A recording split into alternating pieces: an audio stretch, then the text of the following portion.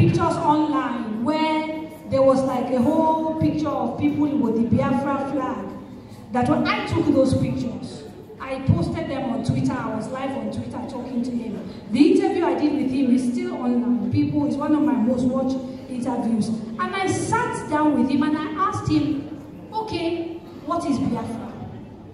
And his Biafra was not limited to the 5 eastern states.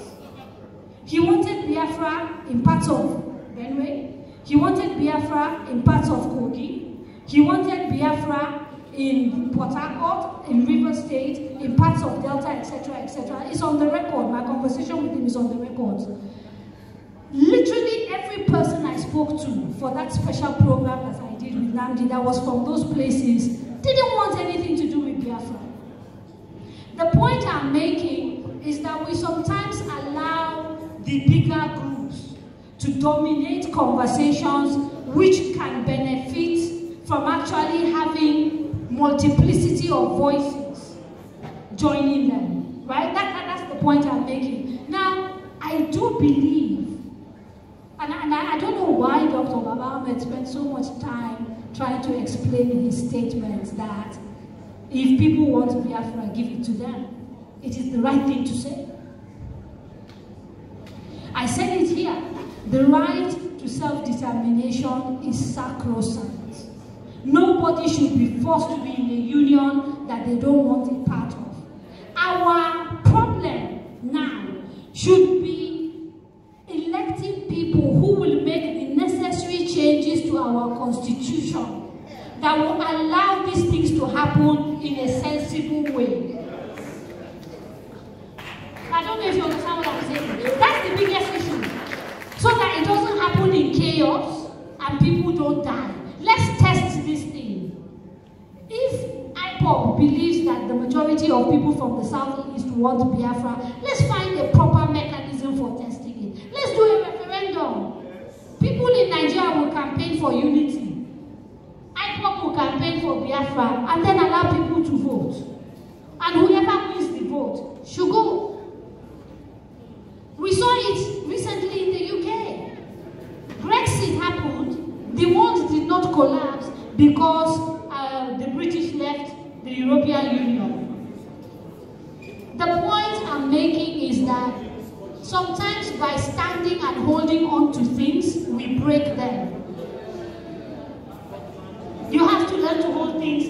The things you love, you must hold them lightly.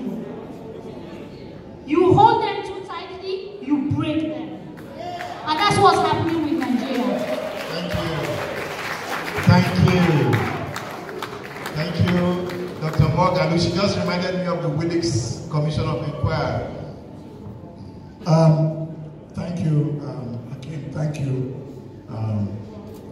my sister, Kanu. When I ran for president in 2019, I made it very clear that I was not running as an ethnic candidate, that I'm running on a vision for Nigeria. Hakeem asked a question, and Kadra said something important. Kadra said something we should always remember. What about the minorities? That is a very important issue, and that was dealt with by the Willings Commission that you just mentioned. So part of the national question is the status of the minorities. That you don't want a tyranny of the majority.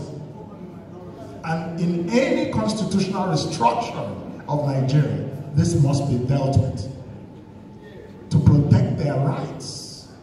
Because there are people who believe that it's all a game of numbers. It's not true.